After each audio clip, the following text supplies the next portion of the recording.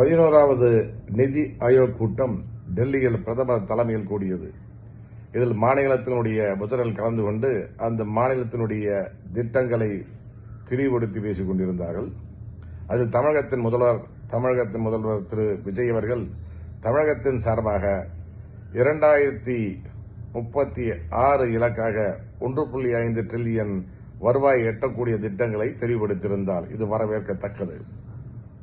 இதே கடந்த 10வது நிதி ஆயோக் கூட்டத்தில் தமிழக அரசு 2031 1.1 டிரில்லியன் எக்கானமியாக பொருளாதாரத்தை எட்டக்கூடிய திட்டங்களையும் தெரிவித்திருக்கிறது. இந்த இரு திட்டங்களுக்கு வேறுபாடு என்னவென்றால் எந்த வேறுபாடும் கிடையாது. ஏனென்றால் இப்பொழுது இருக்கின்ற வளர்ச்சி விகிதாச்சாரத்தில், அதாவது 35 லட்சம் வருவாயாக இருக்கின்ற இந்த கடந்த ஆண்டு அது 14 புள்ளியாக வளர்ச்சி பெற்றிருந்தது. அந்த வளர்ச்சி 15% கொண்டிருந்தால் இந்த 2031 இலக்கையும் 2036 இலக்காக கருதப்படுகின்ற 1.5 பொருளாதாரத்தை வளர்ச்சியும் எட்டிவிடலாம்.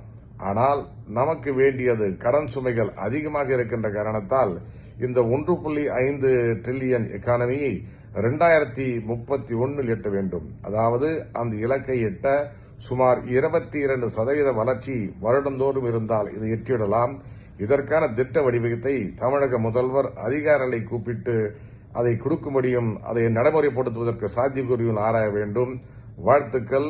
1.5 டிரில்லியன் பொருளாதார வளர்ச்சியை 2035 எட்டுவதற்கான திட்டங்களை அரசியல் அதிகாரிகளிடம் கேட்டு வருமாறு தமிழக முதல்வருக்கு இந்த பணிவான வேண்டுகோளை முன்வைக்கின்றேன். நன்றி, வணக்கம்.